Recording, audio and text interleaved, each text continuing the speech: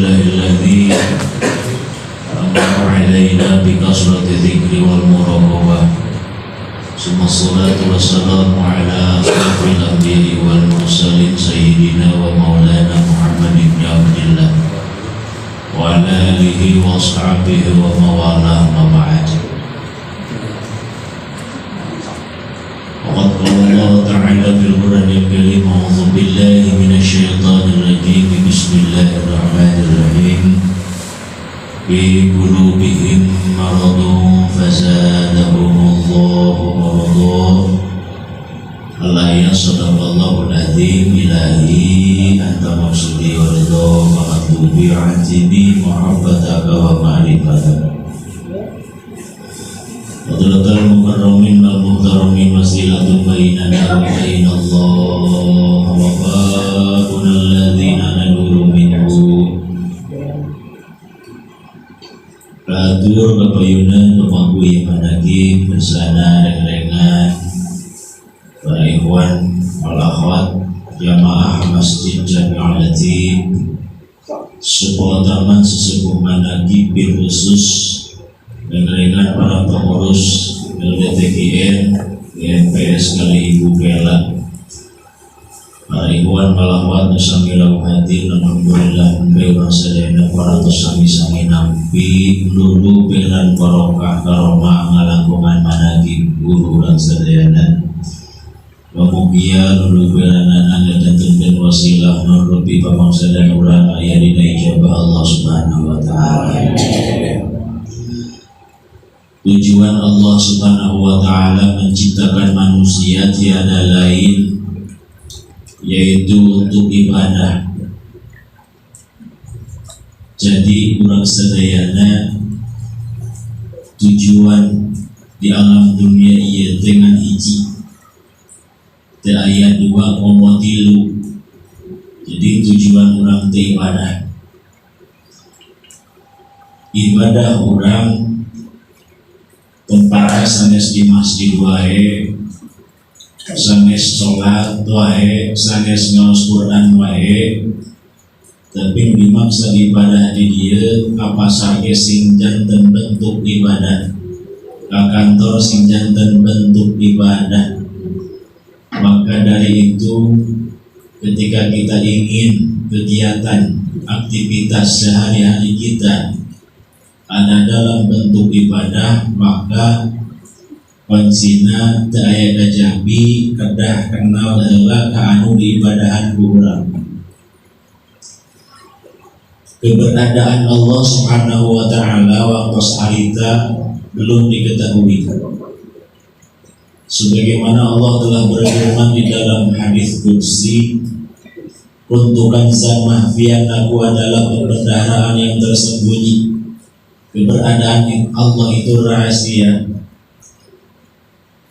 Jadi Allah belum diketahui. Fa'ahbab Tuhan warafa, aku ingin diketahui.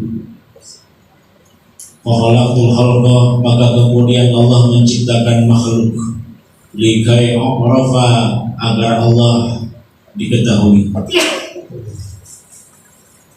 Setelah Allah Subhanahu wa ta'ala menciptakan Nabi Muhammad sallallahu alaihi wasallam 400 tahun kemudian Allah menciptakan ruh urang sadayana. Jadi teu aya kajabi tujuan Allah nyiptakeun teh supaya Allah dikenal, supaya keberadaan Allah diketahui. Teu aya teh sakumaha pidawuh Allah Subhanahu wa ta'ala di Quran surah Az-Zariyat, Bismillahirrahmanirrahim, wa ma khalaqtul jinna wal insa illa liya'budun. Tidak semata-mata aku ciptakan jin dan manusia illa liya'budun, kecuali untuk ibadah. Di dalam tafsir Jalalain kalimat liya'budun di sana yaitu liya'rifuni, untuk mengenal Allah. Jadi Allah menciptakan jin dan manusia tiada lain untuk mengenal Allah.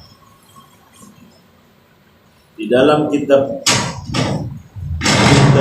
masyhur karya guru kita Syekh Ahmad Sohibul Batajul Alifi radhiyallahu anhu.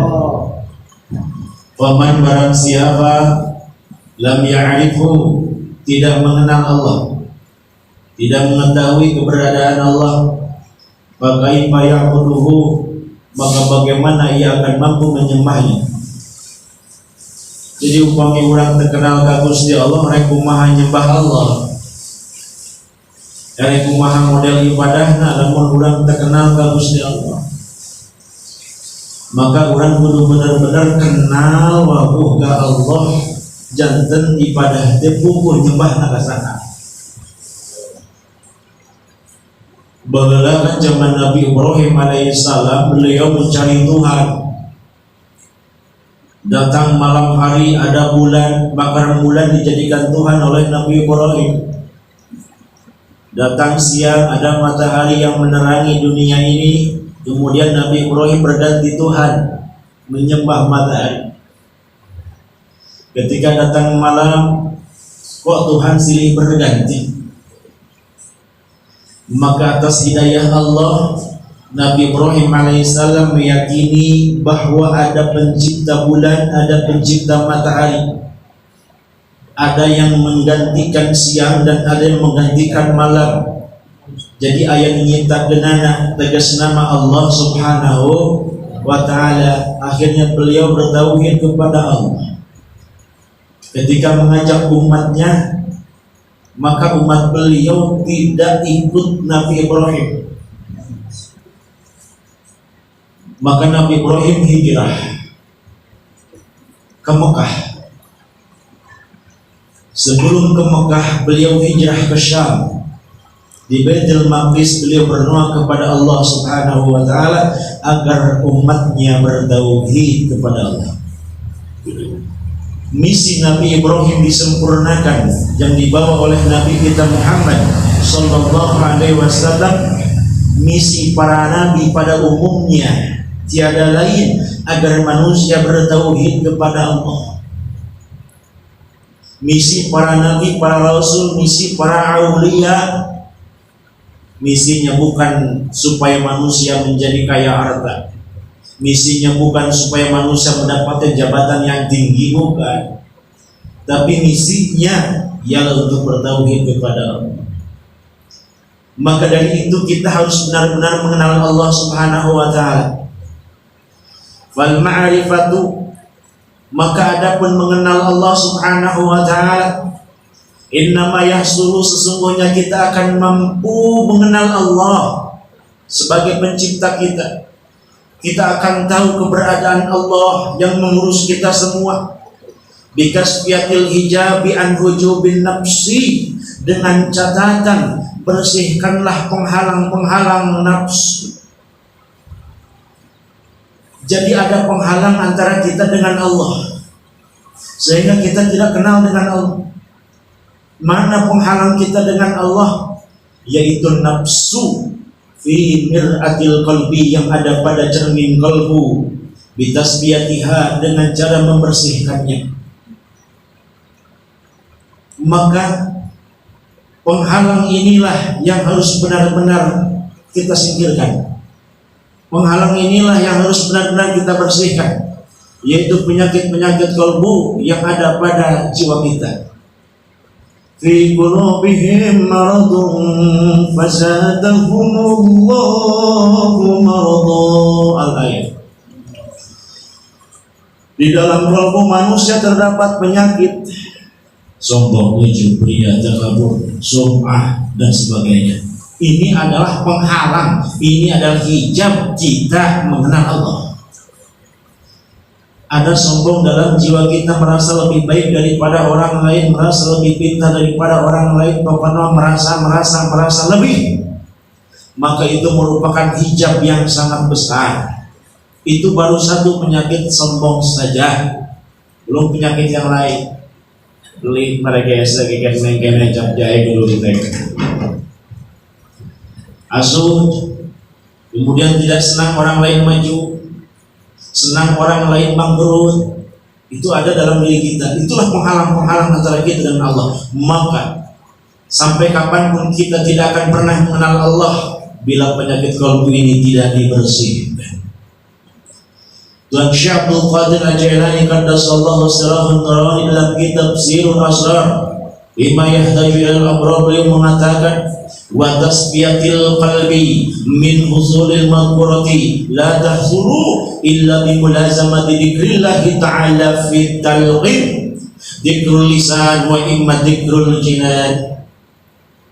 Kata Tuan Syekh, wa tasbiyatil qalbi, dan untuk mencapainya bersih qalbu ini,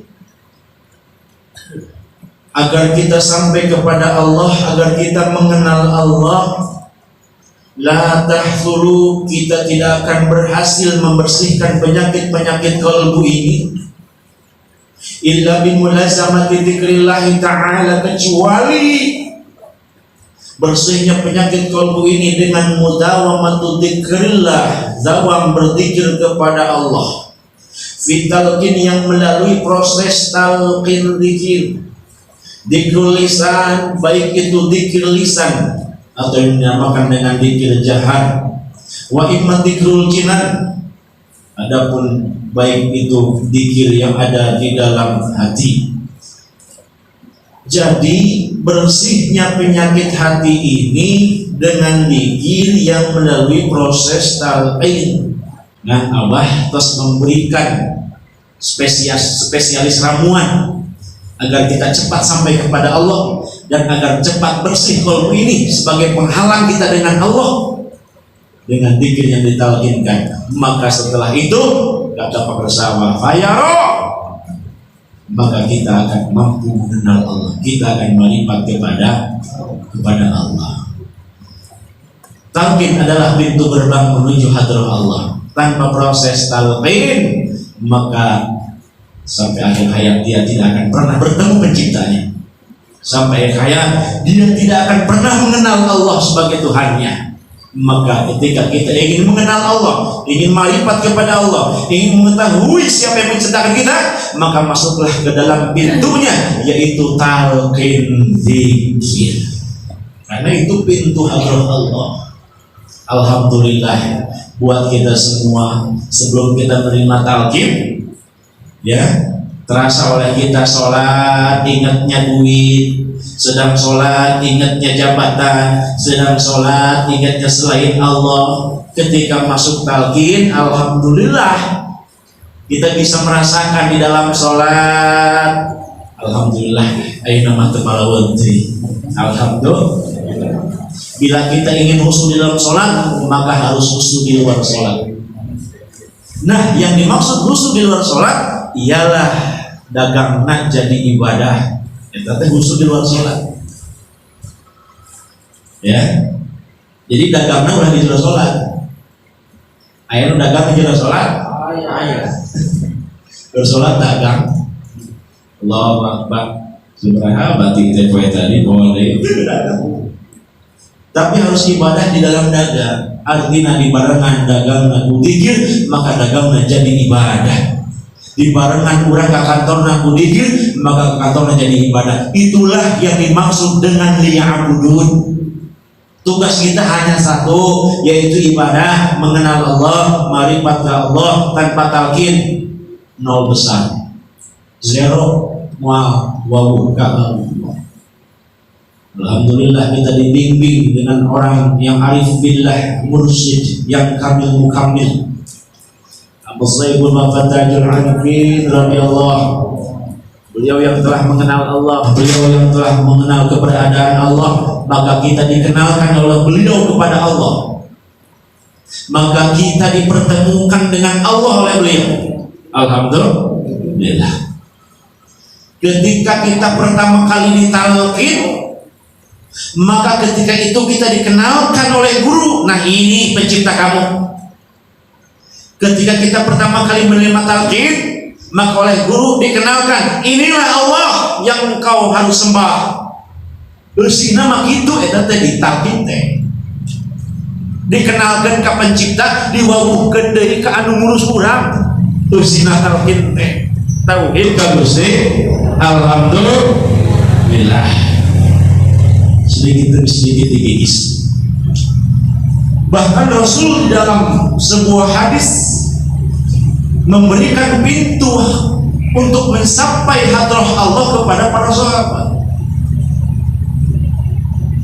Wa kana Nabi sallallahu alaihi wasallam, telah terbukti di zaman Nabi Muhammad sallallahu alaihi wasallam, laqinu hadhil kalimat at-thayyibah, Rasulullah mentalkinkan kalimat la ilaha illallah li sahabati, kepada para sahabat, litasbihati qulubihim, untuk membersihkan penyakit-penyakit kalbu. Tuh, jadi kudikin ditalkinkan ternyata bersih kalbu.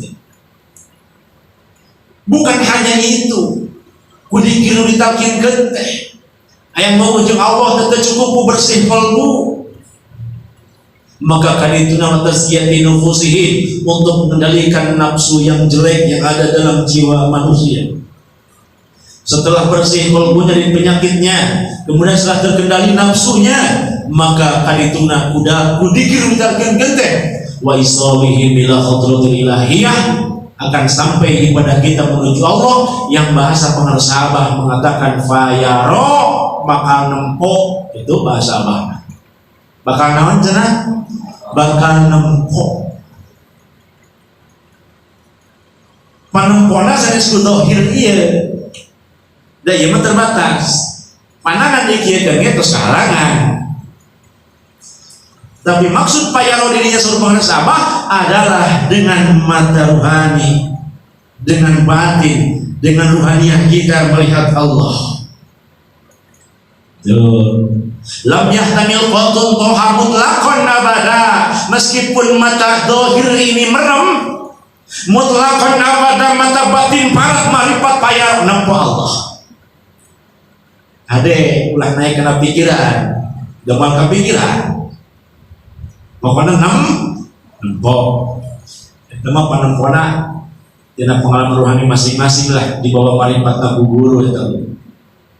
Alatnya pikir la ilaha, di mana tos nempo Allah, di mana tos payaro saur guru, kaditu benar saur hadis Rasul, wa ila hadratil qudsiyah, maka akan menemukan kebahagiaan yang hakiki. Kebahagiaan yang hakiki ialah ketenangan jiwa, tentram, adem, ayem. Itulah kebahagiaan ini. Kenapa? Karena telah para marifat payaro nempo Allah. Dirinya ada kerinduan, dirinya ada kemesraan, dirinya ada sesuatu yang tidak bisa dikatakan dan diungkapkan dengan kata-kata. Alhamdulillah, tos karaos kurang masing-masing. Mudah-mudahan kita terbawa oleh guru kita semua, kajaleh kasangge kau kabulan barokah karomah beliau. Amin ya Allah ya rabbal alamin. Ni'mal maula wa ni'man nasir, ghufranaka rabbana wa lakal masir. Assalamualaikum warahmatullahi wabarakatuh.